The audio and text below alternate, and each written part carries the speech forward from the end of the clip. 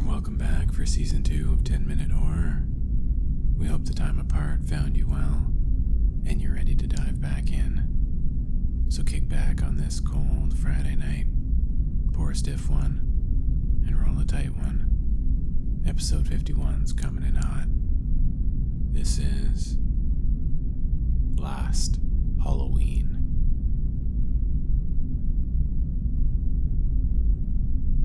Last Halloween, my wife and I were victims of the phantom trick-or-treater. In the weeks that followed, we'd found other people online in chat rooms and forums who'd made the same mistake as us, and we discovered we all had the same specific thing in common. We were all childless couples trying to get pregnant.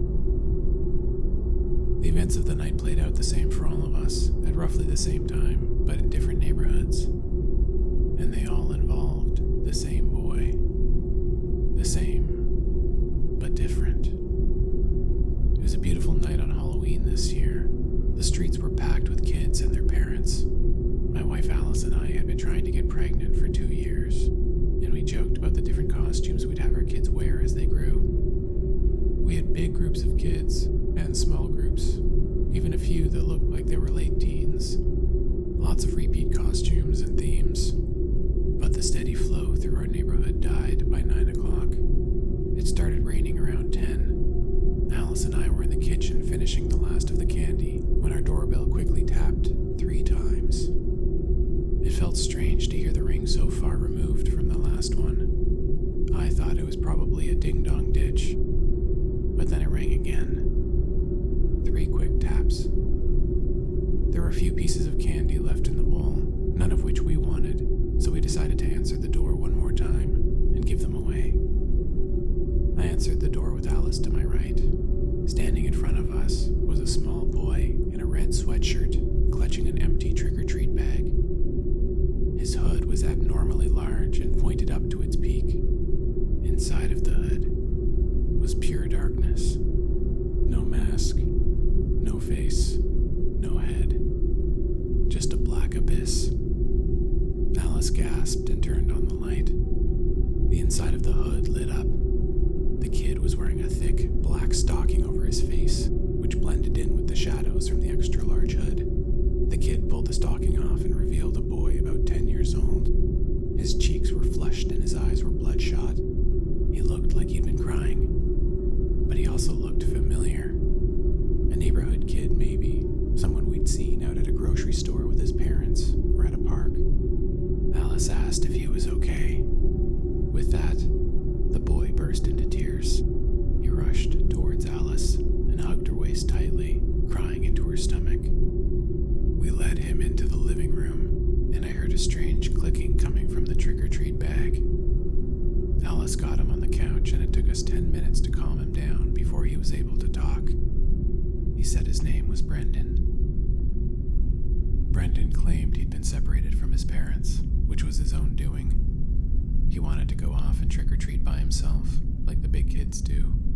So at one house, Brendan went up to the door with a group of other kids while their parents waited at the sidewalk, and he snuck off around the back of the house. Brendan ran several blocks before slowing. He was in a new neighborhood and collected from an entirely new block when things went sour. A group of older boys came along, pushed him down, and emptied his bag of candy. After that, Brendan was lost. He searched for his parents but couldn't find them among the crowds.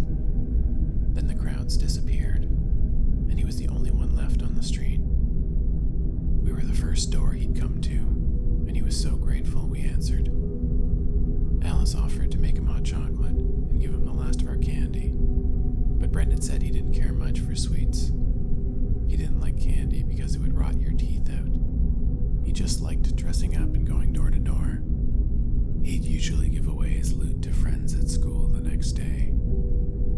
The more Alice and Brendan talked, the more familiar the kid looked, but I couldn't place him, and my eyes kept finding his trick-or-treat bag clutched in a death grip in the boy's right hand.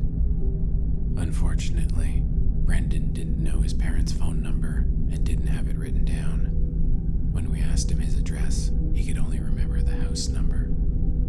All we wicked thing to do was call the police and let them know the situation. We figured his parents would have already called in anyway. But they hadn't. The officer we spoke to said there were all kinds of calls about mischief and minor theft, but none for missing kids. We gave the officer our contact information, and he said a patrol car would be over in the next hour. Brendan and Alice got really close in the following half hour. He'd completely leaned into her on the couch, and she had her arm around him, stroking his head. I remember thinking how ready Alice was to be a mom. We'd been trying for a while, and I was starting to get nervous. I know Alice was too. I think that was partially why we were so overly welcoming to Brendan. As I stared at Brendan with his face so close to Alice's, I realized why he looked familiar. Brendan looked like a perfect mix of Alice and I. He had my eyes and nose and her thick hair and mouth. Alice and I didn't even know each other 10 years ago, but if we had and had gotten pregnant with a boy, Brendan would have looked identical. The phone rang. It was the police. They were pissed and acting like I'd prank called them earlier, so I took it into the kitchen. The officer I'd spoken to said that after he'd hung up with me, he'd received multiple identical calls from various other homes. They'd all welcomed a child in a red sweatshirt who told the same story as I did. I didn't know what to say, but I was angry. I figured Brendan had gotten together with a group of buddies to prank some houses with the same outfits and stories. His name probably wasn't even Brendan. But he did look exactly like Alice and I.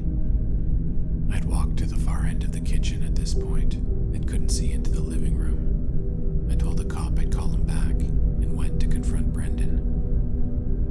But he was gone, as was Alice. I called out to Alice, but there was no response. The house was quiet. I walked to the main entrance and checked the door, which was closed and locked.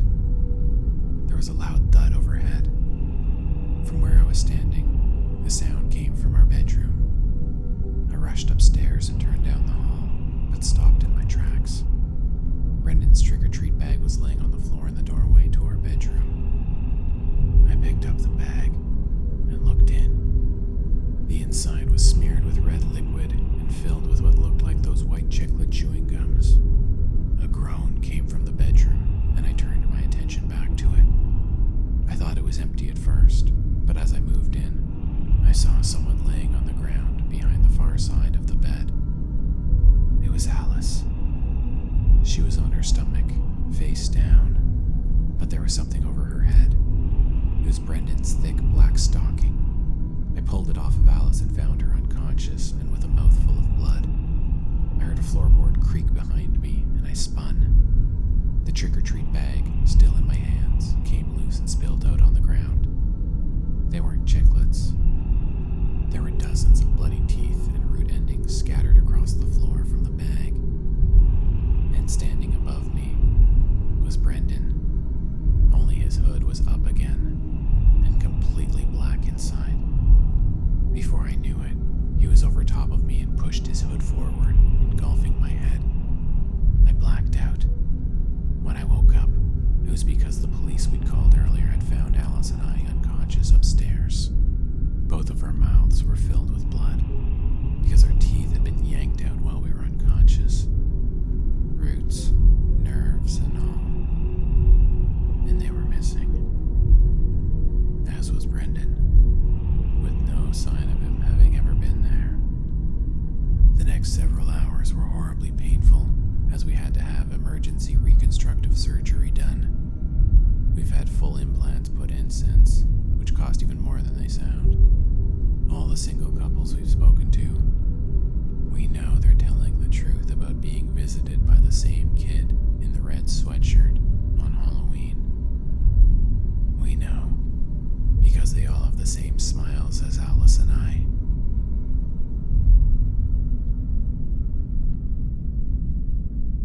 And that concludes tonight's story.